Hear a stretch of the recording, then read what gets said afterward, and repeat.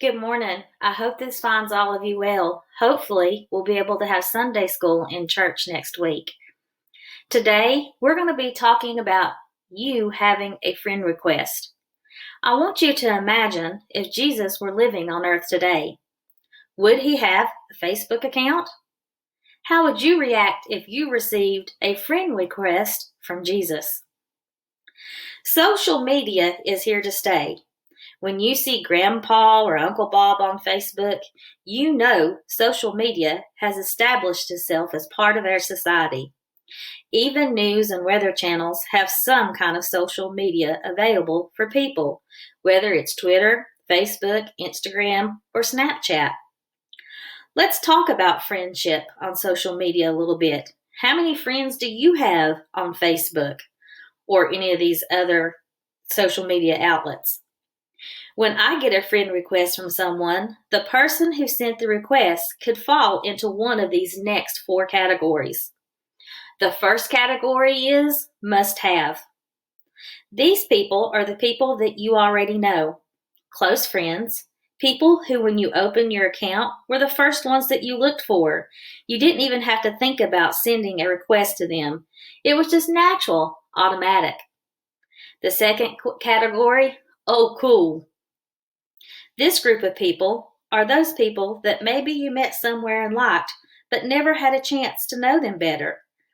Now, with the wonder of social media, you can be friends. The third category, oh, really? These people are those who send you a request, but you don't remember who they are. Some of them even send you a message telling you a little about how you know each other, but you just can't quite put a circumstance with their face and name. You might look them up in Facebook and try to remember where you met them. Usually you have had no interaction with this group of people. And the fourth category, oh no. This is the group of people who, when you get a friend request, you just roll your eyes and hesitantly accept or reject their friend request. They are usually people you just don't like or have had a bad experience with, so you would rather not be friends.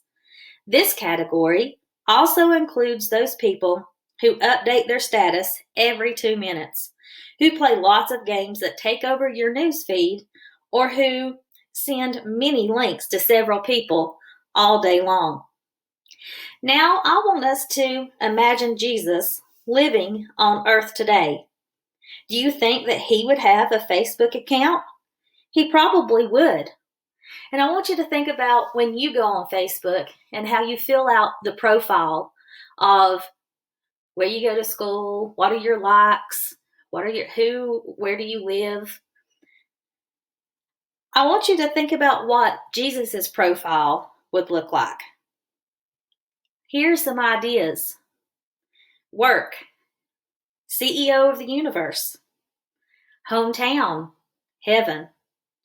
Relationship status, engaged to the church. Email, talk to me at prayer.com.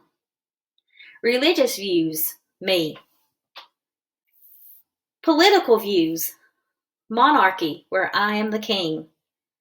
Top friends, God, the Holy Spirit, the Apostle Paul, and John the Baptist. Here are some ideas about what his photos or his status would be like. On his profile picture, Jesus could be holding a star with 2 fingers only. He could also have a vacation album titled Visit to Earth. One of his status updates might say, busy for the next 7 days, creating the universe, posted 6,000 years ago. Now, let's move from fiction to reality. In John 15:14, Jesus calls his disciples friends. The question is, what kind of friend do you consider God to be to you?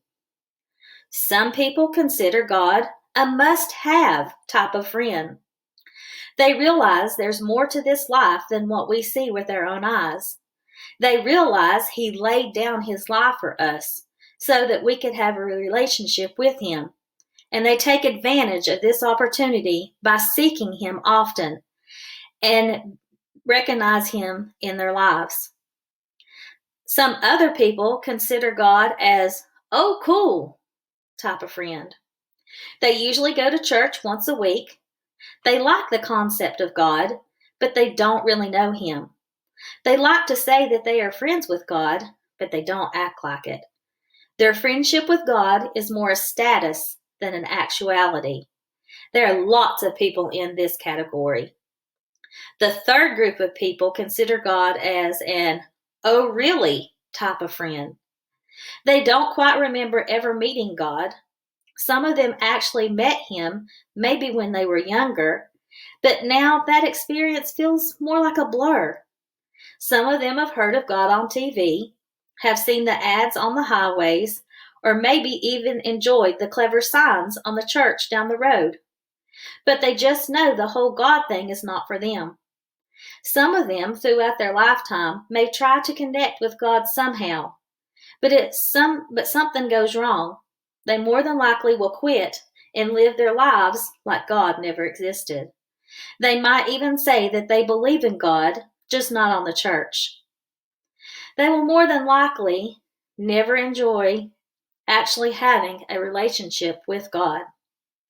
The last group of people consider God an oh no type of friend. This group actually believes there is a God, but they are just involved in some kind of behavior or addiction that does not allow them to get to know God. In fact, they are just scared of what God thinks of them. They don't think that they could get to know Him and be accepted. Some of them just want God in their lives, reminding them of how bad. Some of them just don't want God in their lives, reminding them of how bad they are, or pointing out His finger at the things they need to change in their lives. They have a distorted view of God, and more than likely, they would reject His friendship request. I want us now to turn to John 15 in the Bible. And I want us to read verses 13 through 17. Greater love hath no man than this, that a man lay down his life for his friends. Ye are my friends, if ye do whatsoever I command you. Henceforth I call you not servants, for the servant knoweth not what his Lord doeth. But I have called you friends, for all things that I have heard of my Father I have made known unto you. Ye have not chosen me, but I have chosen you and ordained you, that ye should go and bring forth fruit, and that your fruit should remain, that whatsoever ye shall ask of the Father in my name, He may give it you. These things I command you, that ye love one another. God has sent you a friend request. What are you going to do?